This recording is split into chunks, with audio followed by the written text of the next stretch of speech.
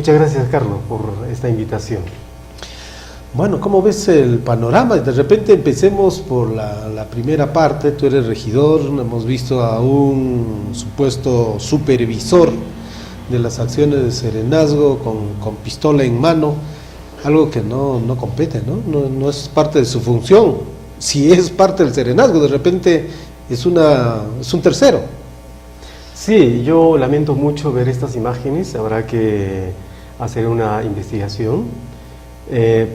No quiero justificar, pero ese día de los hechos hubo un enfrentamiento con la policía y los jóvenes justamente echaron mano de trozos, digamos, de materiales. Los materiales que sí, y arrancaron incluso palos, ¿no?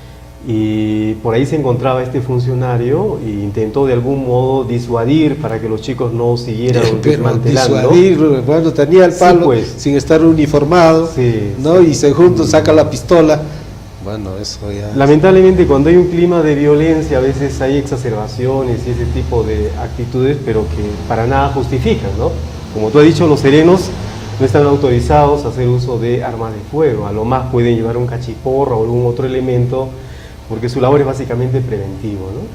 Sí, y algunos ciudadanos han pedido incluso el retiro de este personaje, porque en realidad tenemos que guardar cordura, mesura, porque la situación es delicada.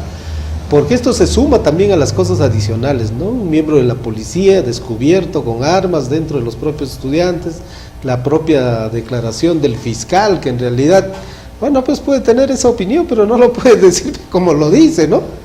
Sí, pues lamentablemente los ánimos están caldeados desde todos los frentes y lo que hay que hacer simplemente es tomar respiro y actuar con mesura, porque a esta velocidad vamos a empujar a caotizar la situación, una intervención ante nuestra casa de estudios y más enfrentamientos que incluso pueden traer consecuencias para la vida, la integridad física de algunos estudiantes también. Entonces, son cosas que creo que hay que trabajarla desde todos los frentes para intentar buscar una salida por lo menos legal, adecuada al problema, ¿no? Bueno, este es el punto central de nuestra conversación. ¿Cómo ves este panorama? La Asamblea Universitaria no llegó a tomar ninguna decisión, pero sí ha abierto a través de una comisión la probable vacancia de la primera autoridad universitaria, y en un contexto en que finalmente los jóvenes van definiendo por dónde se va transcurriendo las cosas, y los docentes, los no docentes van ajustándose a esas demandas, es probable que ese mecanismo funcione. Podría ser, pero hay riesgos. O sea, forzar a una autoridad que fue elegido legítima y legalmente para ese cargo mediante actos de presión no resulta realmente saludable. ¿Por qué? Porque afecta la institucionalidad de la universidad, que con sus propias normas debiera de fortalecerse cada día, y los miembros de la universidad debiéramos también de respetar esos canales y esos procedimientos. Yo desde el principio, en mi calidad de docente y miembro de la comunidad universitaria, yo me he pronunciado en el sentido de que la estrategia, los medios, los mecanismos que los chicos estaban utilizando, que es la toma de local, no era, digamos, el camino correcto, adecuado para lograr lo que ellos querían, ¿no? Al principio lanzaron una serie de demandas y exigencias, luego incorporaron el tema de la renuncia, y todo lo querían lograr a través de la toma de local. Situación que sigue hasta ahora. Sí, Carlos, y tú sabes que la toma de local no solamente es una falta grave de acuerdo a la ley, el estatuto y el reglamento, sino que además es un delito, ¿no? Porque atenta... Pero ya es una cosa institucionalizada, eso también lamentablemente, es una realidad. Pero yo creo que están las normas y hay que observar las normas. Si no, imagínate, vamos a hacer de la sociedad una sociedad donde impera la ley del más fuerte. El que grita, el que golpea, el que arrincona, es el que impone las reglas, y así no puede funcionar. Creo que lamentablemente así estamos. Pero alguien tiene que por lo menos abogar porque actuemos de manera civilizada. Entonces yo creo que por ahí va el asunto. Ahora, eso tendría que ver con mecanismos, ¿no? Con mecanismos que permitan canalizar esta situación, y esos mecanismos no existen. Sí, sí existen, Carlos. Toda demanda, toda exigencia tiene su respectivo procedimiento. Por ejemplo, una de las cosas que los chicos reclamaban es que se apruebe el reglamento de la tacha de docentes. Pero para ese reglamento de la tacha ya 2, 3, casi un mes antes ya se había formado una comisión. Los miembros de la FUNS eran miembros. Entonces estaba en sus manos el dictaminar el reglamento y inmediatamente el Consejo iba a aprobar. Para eso no había necesidad de tomar el local. Solo era un tema de tiempo y un tema de exigir a la comisión que evacúe rápidamente el proyecto de reglamento. Las otras exigencias que ahí se levantaron fue supuestamente esta situación de acoso que hubo en Ingeniería de Sistemas, para el cual ya se había dispuesto a nivel de la Facultad de Ingeniería la formación de una comisión investigadora para que pueda determinar si hubo o no acoso con respecto a la alumna, y de haberse probado, pues esto requiere una sanción drástica. Entonces, todas las demandas de los chicos de algún modo ya estaban en curso, en marcha, pero tú sabes que en la administración pública en general, no solamente en la universidad, las cosas pues no funcionan como uno quisiera, pues de manera rápida. Todo tiene un plazo, un procedimiento.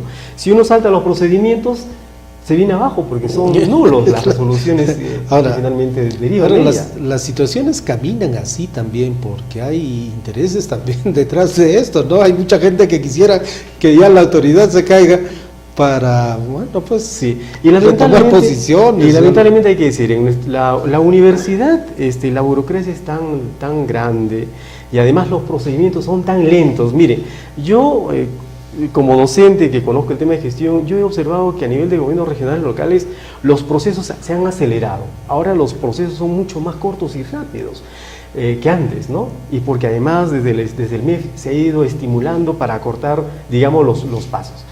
Pero la universidad ha quedado desde hace 30, 40 años anquilosado, nunca se ha modernizado. De manera que los procedimientos pueden durar indefinidamente, uno no sabe cuándo va a terminar.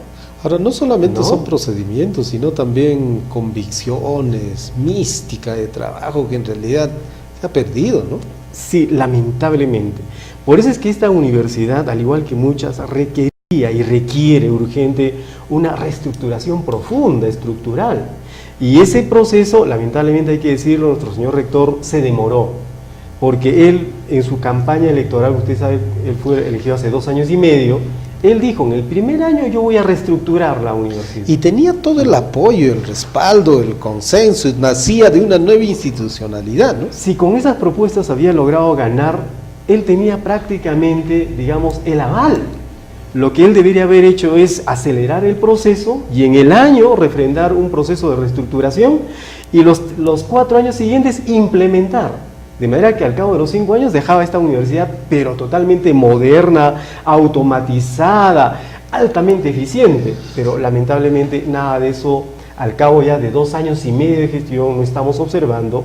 Y por ahí también es explicable un poco el malestar, digamos, ya hay esta situación de no soportar por parte de los estudiantes, que también es comprensible sus demandas, ¿no? Ahora, ciertamente la autoridad, el rector podía liderar todo un proceso, sí, pero tampoco es sencillo, ¿no? No solamente depende sino también de correlaciones de fuerzas, depende de generar un consenso mucho mayor, de tal manera que toda esa posibilidad de cambio rompa estructuras internas, pequeños poderes y todo lo demás que se ha institucionalizado.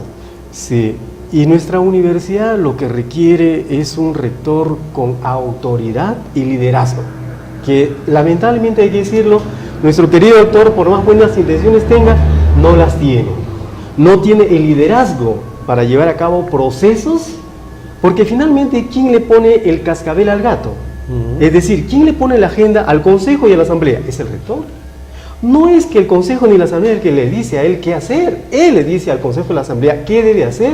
Pero para eso tiene que tener un respaldo y un respaldo sostenido.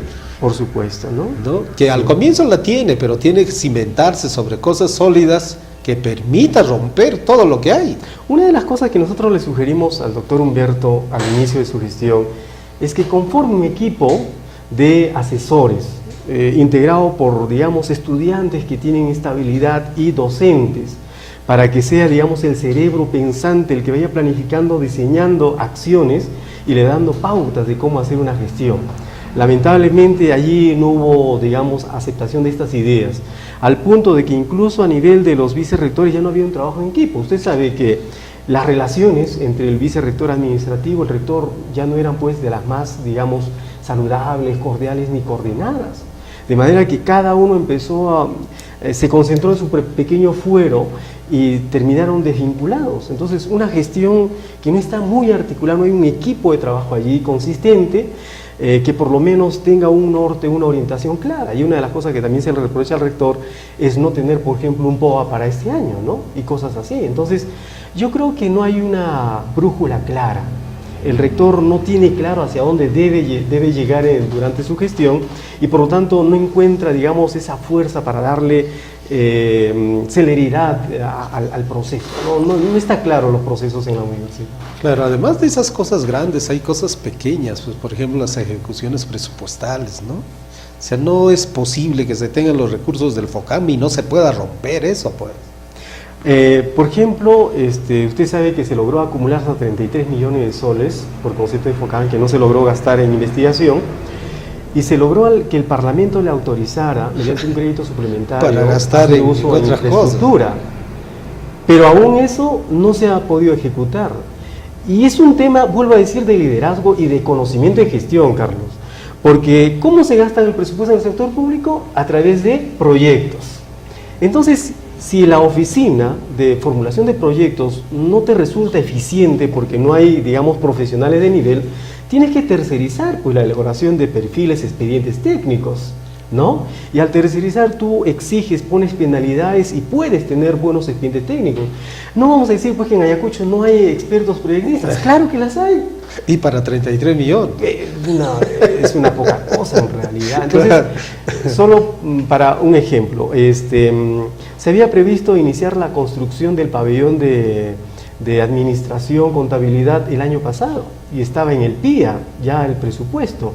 Se hizo la instalación de la puesta de la primera piedra y fíjense, estamos ahora ya entrando a medio año y absolutamente nada. Entonces, ¿eso qué significa? El perfil, el expediente técnico no estaba concluido. ¿Y qué fue del presupuesto del año pasado?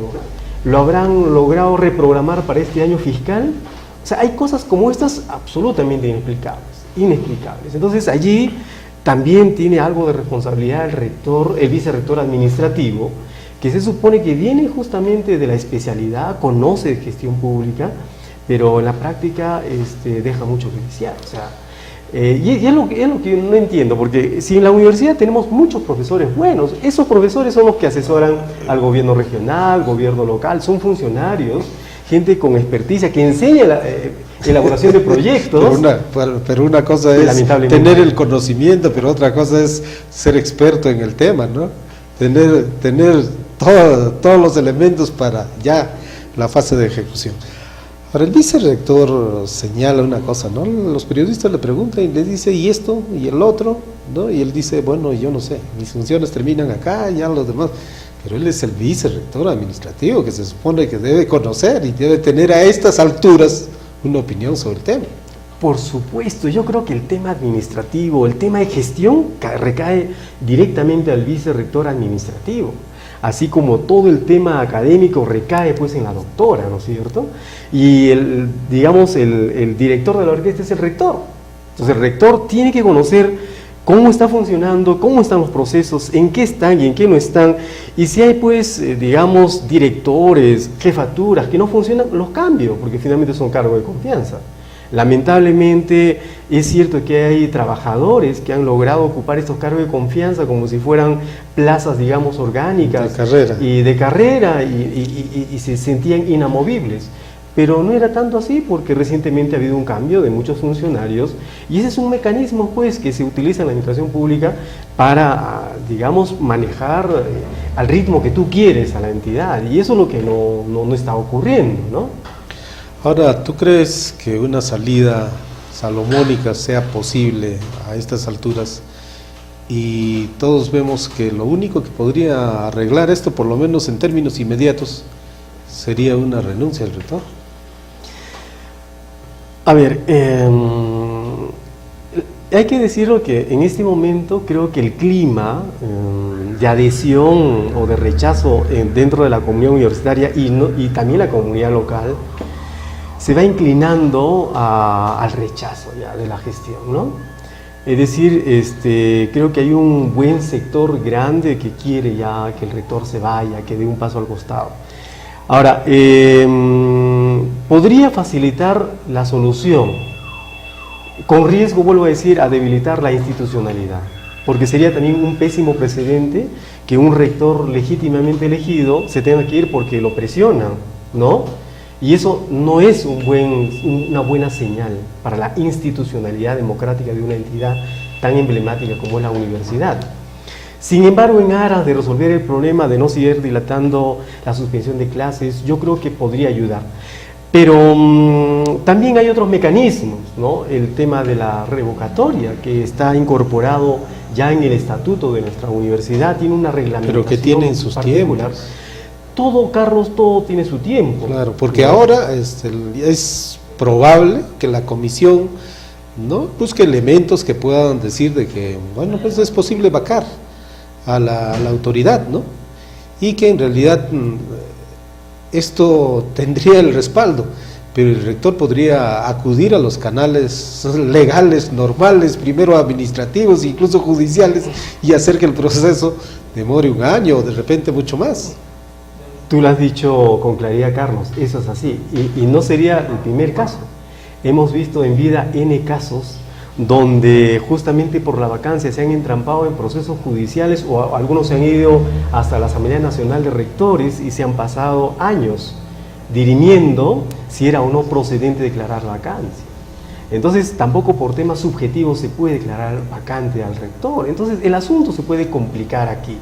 Y el temor que yo tengo es que esta situación de crisis prolongada es un caldo de cultivo, digamos, favorable para que la Asamblea Nacional de Rectores pueda intervenir. No olvide usted que ya el día viernes salió una resolución de la Asamblea que ha dispuesto, y yo supongo que si no han tomado ya el control, el día de mañana lunes, una comisión interventora debe estar ya interviniendo la Universidad Particular Garcilaso de la Vega. Ya tienen sus rectores nombrados mediante una resolución. Entonces, en lo que va de estos meses sería la segunda, porque en octubre del año pasado no olvide usted que la Cantuta fue intervenida, justamente por un conflicto a nivel de la autoridad universitaria. Y esta podría ser, ¿no?, la tercera. Y esta podría ser la tercera. ¿Y por qué digo podría ser?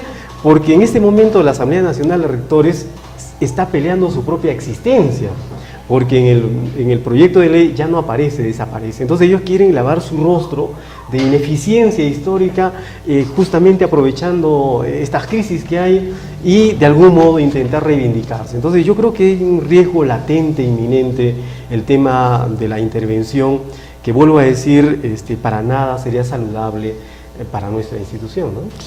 Alberto, muchas gracias. Creo que de alguna manera ayudas a clarificar la problemática y hay una conclusión básica. Tiene que haber paños fríos en esto, mayor responsabilidad, porque no solamente se trata de cambiar autoridades, sino también de cómo se fortalece una determinada.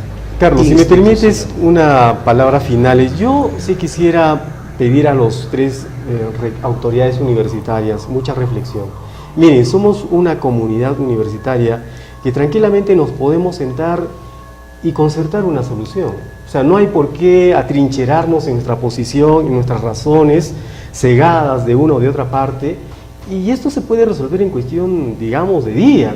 Depende mucho de la buena voluntad. Yo pediría tanto a los jóvenes estudiantes de la federación, al estamento docente, a las autoridades universitarias, sentarse, o sea, no cuesta nada, no se pierde nada intentando un acercamiento antes de que se convoque la asamblea, que será en 10 días hábiles, ¿no?, la subsiguiente semana, y se puede concertar una salida, digamos, viable, rápida, inmediata, y evitarnos mayores problemas y dolores para nuestra institución.